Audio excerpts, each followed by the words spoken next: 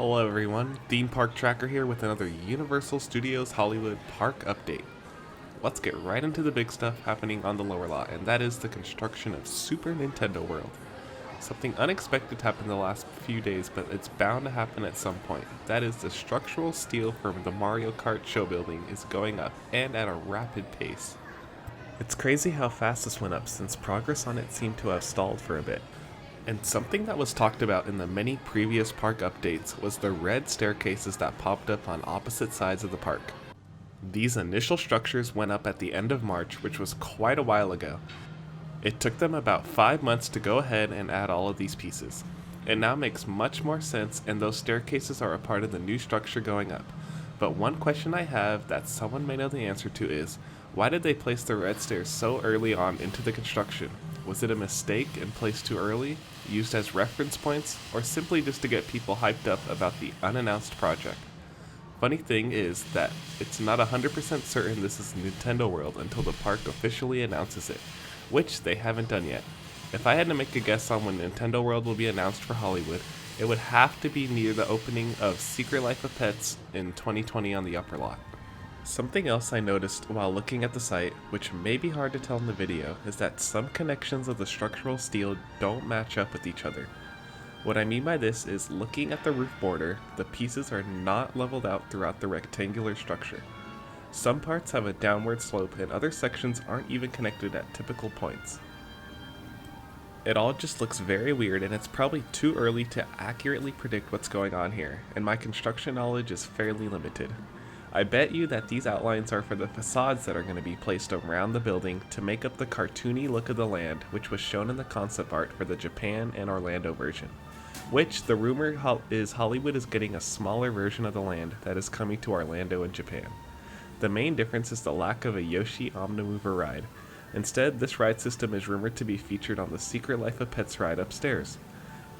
Again, these are all just rumors, so we'll have to wait and see what happens in the coming months. This project is projected to open around 2021.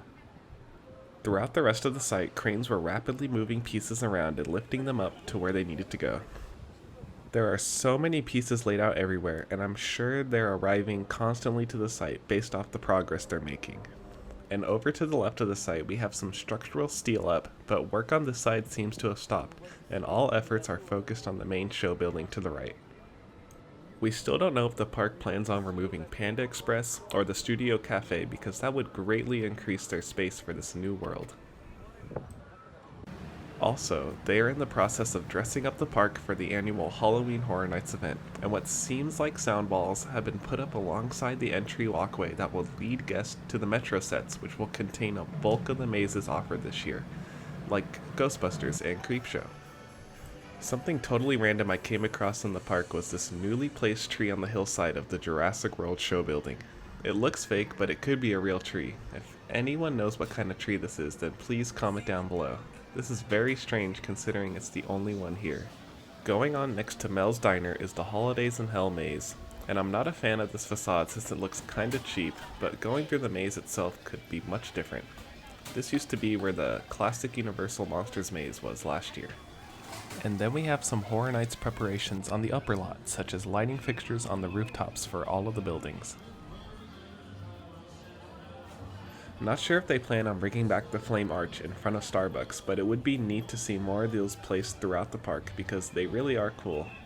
Waterworld is still using the virtual queuing system because of the Horror Nights maze going on right inside the queue. The system itself has been hit or miss, and I've yet to encounter anyone that successfully reserved a spot in the virtual queue.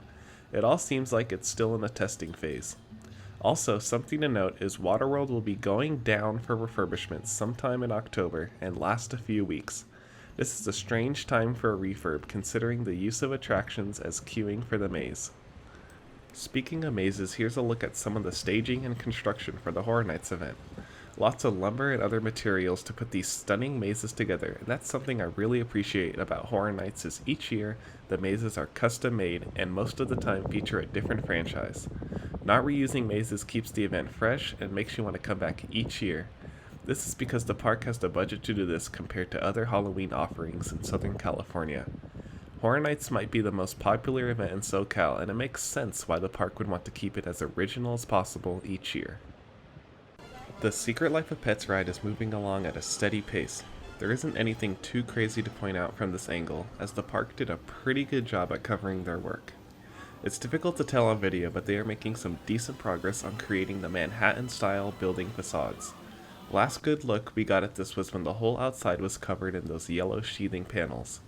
Around the backside, the scrim is completely down, and standing outside the park, you wouldn't know this building contains a ride because it looks so plain, and just has these two doors for maintenance access.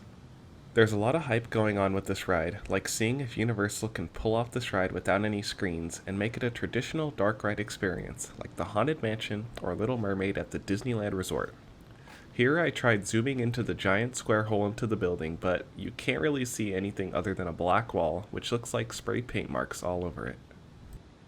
Finally, over in CityWalk, Antojitos has opened after a long time behind walls.